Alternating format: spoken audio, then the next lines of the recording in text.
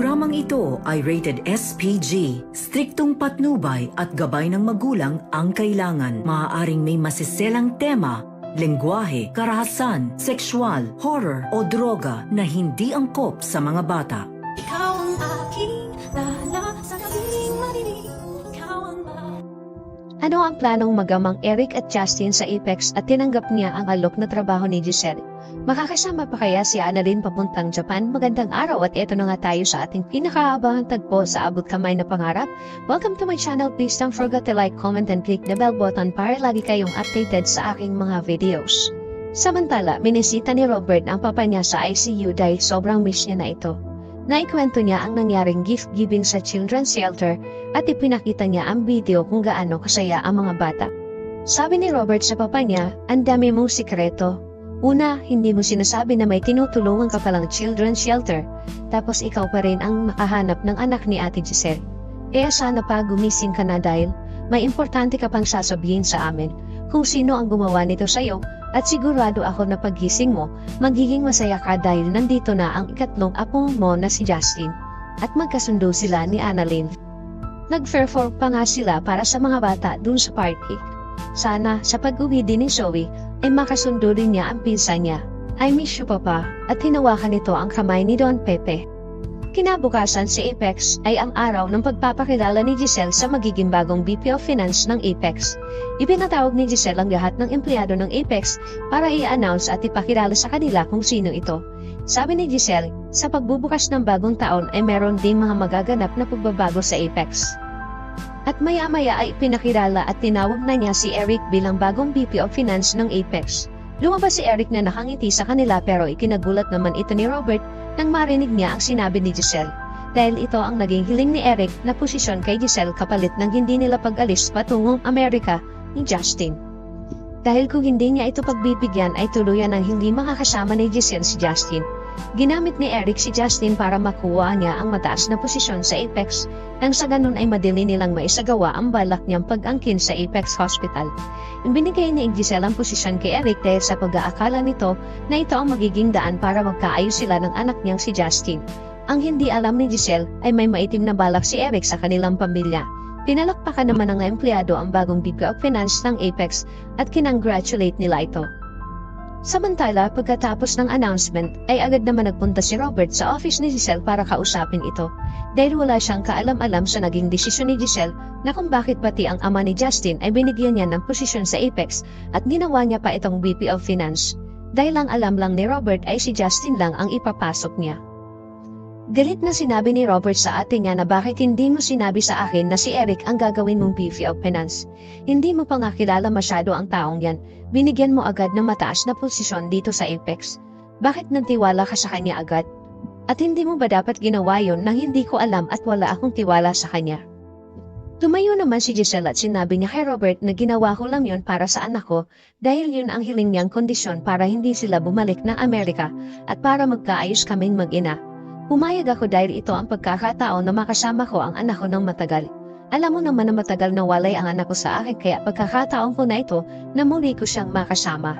Kaya sana ubeng ay maintindihan mo ako at lahat ay gagawin ko para kay Justin para magkaayos kaming dalawa. Napailing na lang si Robert sa mga naging desisyon ni Giselle at wala siyang nagawa. Sinabihan niya si Giselle na sana hindi magkatotoo ang iniisip ko sa taong yan. Saka ito lumabas ng opisina ni Giselle. Sa labas ng opisina ni Giselle ay nagkasalubong si Robert at Eric. Nakita siya ni Eric at binati niya ito. Napaisip naman si Robert na kung bakit nagka-interes si Eric sa Apex. Kaya nagtanong si Robert kay Eric kung bakit bigla mong naisip na tulungan ang Apex. Sabi ni Eric, alam ko na may problema ang Apex dahil sinabi sa akin ni Giselle. Kaya nga ginawa niya akong VP of Finance para matulungan ko kayo.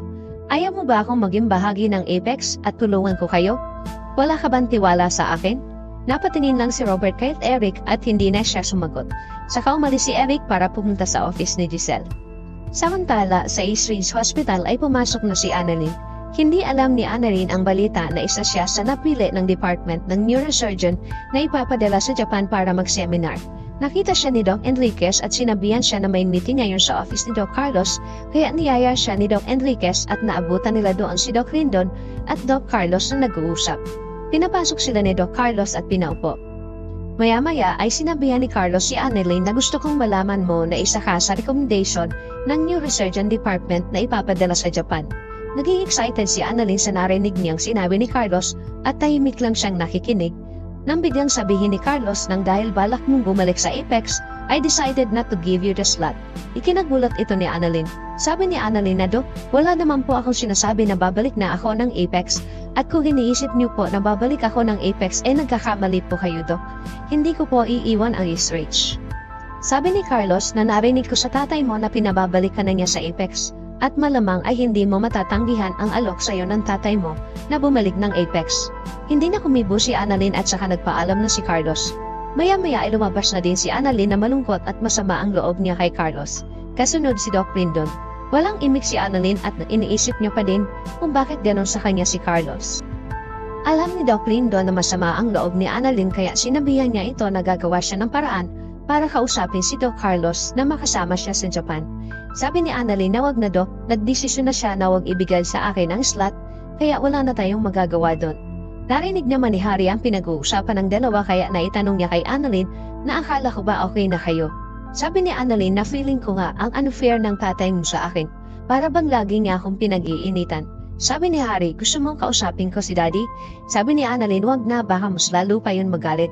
Kaya iniwan na ni Annalyn ang dalawa dahil sa sama ng loob nito kay Carlos. Samantala sa Apex habang naglalakad-lakad si Justin sa hallway, ay nasabi niya sa kanyang sarili na sa wakas ay nandito na ako lolo. Gagawin ko to at hindi para kay Giselle, kundi para sa iyo at sa amin ng tatay ko. Gagawin ko ang lahat para makuha ko kung ano ang para sa akin. At napapangiti si Justin dahil may balak sila ng tatay niya na makuha ang Apex. Samantala, sinubukan naman kausapin Doc Lindon si Carlos tungkol sa hindi pagpirma ng recommendation para kay Annalyn. Alam nila na isa si Annalyn sa magaling na batang doktor ng Department ng Neurosurgeon at hindi magkakaila ito. Sabi ni Doc Carlos na narinig ko kasi na nag-uusap sila ng tatay niya na pinababalik na siya ng Apex.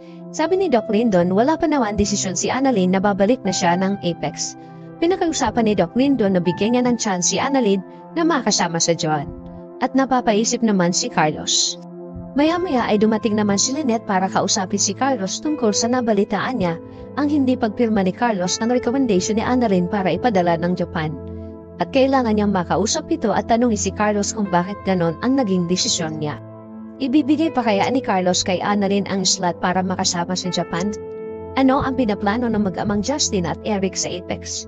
Malalaman kaya ni Robert ang totoong kulay ni Eric? Yan ang ating pakaabangan dito lang sa Abot Kamay na Pangarap. Huwag bibitiw at huwag kalimutan mag-subscribe. Maraming salamat po and God bless.